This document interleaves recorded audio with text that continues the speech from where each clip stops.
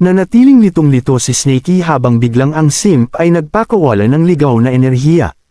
Pinapanood siya ni Snakey at nagtataka kung paano nagbago ng husto ang mga bagay-bagay.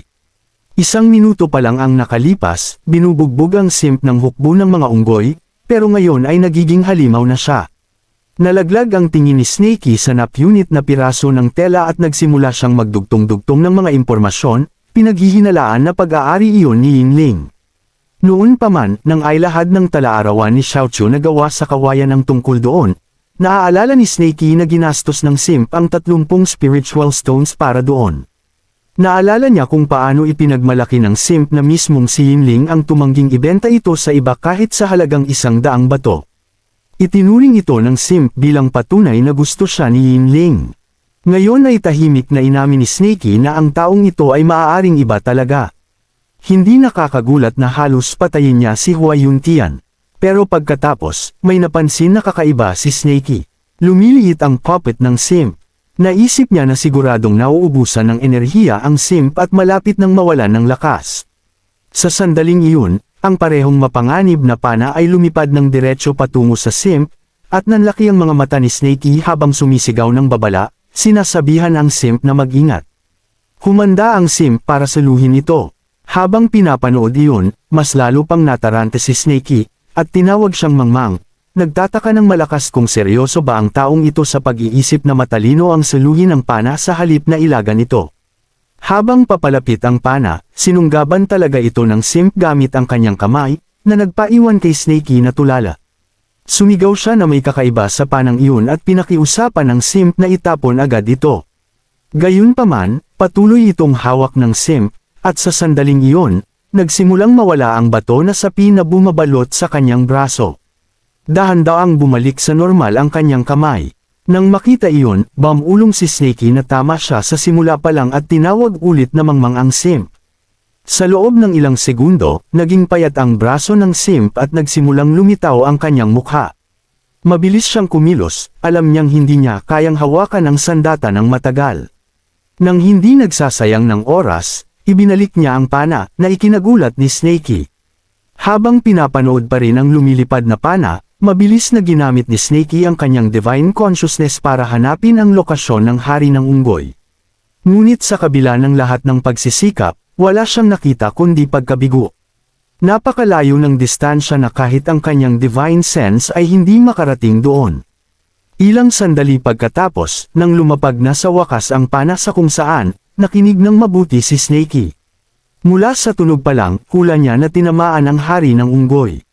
Ngunit ang mas nakakagulat sa kanya ay ang di kapani-pani walang pagtitiis ng unggoy. Hindi ito sumigaw, kahit isang ungol. Ang katahimikan na iyon ay tila mas mapanganib kaysa sa anumang dagandong. Hindi nagpapabear, ipinatawag ni Snakey ang 2 puppet at pinadala ang mga ito sa unahan para mag-scout. Habang nagmamadali ang mga puppet para mag-scout, lumakad si Snakey patungo sa simp, na nakahiga na ngayon sa lupa na may katawang tila pagod na pagod. Pagkalapit, napansin ni Snakey na halos ubos na ang lakas ng simp. Ang kanyang spiritual energy ay tumutulo mula sa isang sugat sa kanyang kanang braso, halos wala na ngayon. Napagtanto niya na ang buto na pana ay hindi lang matalim, sinisira rin ito ang spiritual energy. Habang tinitingnan ng sugat, nagtataka si Snakey kung anong uri ng buto ang ginamit sa paggawa ng pana. Naalala niya kung gaano siya nito sinaktan kanina at kung gaano katikat ang kapangyarihan nito. Ang impact mula roon ay nagbigay na sa kanya ng malalim na sugat. Inamin niya na kung hindi niya ginamit ang kanyang buntot para harangan ang pana noon, maaaring nagtapos ng napakapangit ang mga bagay-bagay. Sa sandaling iyon, dumating ang isang mensahe mula sa kanyang mga golem, at nagsimulang tingnan ni Snakey ang kanilang paningin, umaasa na may nakita silang mahalaga. Habang nanunood si Snakey sa paningin ng mga golem, napansin niya ang ilang dugo at balahibo na nakakalat sa lupa. Nanlaki ang kanyang mga mata, agad niyang nahulaan na sa hari ng unggoy iyon. Ngunit nawawala rin ang pana. Naisip niya na mas mabuting kolektahin niya ang anumang natira bago pa manakawin ng iba. Nagsimula siyang gumalaw ng mabilis patungo sa puppet. Habang nagmamadali, may pumasok sa kanyang isip. May kakaiba siyang nararamdaman. Dahil alam niya kung gaano katalino ang unggoy na iyon, nagdududa si Snakey na pababayaan nito ang gayong malinaw na bakas. Nagtataka siya kung ito ay isang patibong.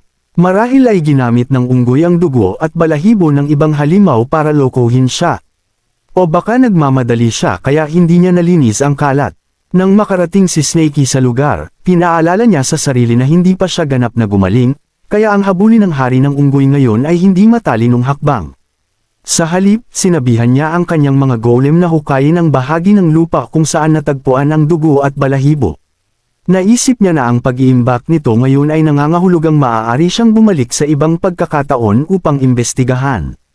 Gaano man kaingat ang matandang unggoy na iyon, ilang bakas ng kanyang aura ay dapat pa ring manatili sa lupa o damo. Pagkatapos, lumipat ang eksena, 1,000 milya ang layo, sa kailaliman ng Mount Wu. Ngumunguya si Dogo ng isang halimaw. Habang kumakain, pinupuri niya ang pagkain, na nakakagulat na matamis ang lasa. Pinupuri pa niya ang yin energy, humanga sa kung gaano kapuro ang enerhiya. Masayang nagpatuloy si Dogo sa pagmuya, iniisip na sa bundok ng spiritual stone na ibinigay sa kanya ni Snakey, oras na lang ang magsasabi bago siya makabalik sa kanyang orihinal na plano. Bigla siyang huminto at itinapon ang ulo ng halimaw sa tabi. Isang pag-iisip ang dumaan sa kanyang isip. Nakalimutan niya ng tuluyan na ibigay kay Snakey ang puppet na ipinangako niya. Naisip niya na okay lang siguro, kahit hindi makuha ni Snakey ang puppet at nagtataka kung dapat na lang niyang kalimutan ang ideya. Ngunit naalala niya ang mayabang na mukha ni Snakey at sinabihan siya na sinungaling. Ang pag-iisip na iyon ay nagpanerbiyos sa kanya. Umungol siya, tumayo, at nagsimulang maglakad, sinasabing may ilang bagay na kailangan niyang gawin. Walang takas, walang dahilan. Habang gumagalaw, bumubulong siya sa kanyang sarili na hindi siya ang tipo ng taong sumisira ng pangako. Bago umalis, lumingon siya at kinuha ang isang piraso ng buto, iniisip na kailangan niya ng merienda sa daan. Pagkatapos ng lahat, kahit ang mga bayani ay nagugutom. Samantala, nakarating na sina Snakey at ang simp sa kanilang lihim na tagwan.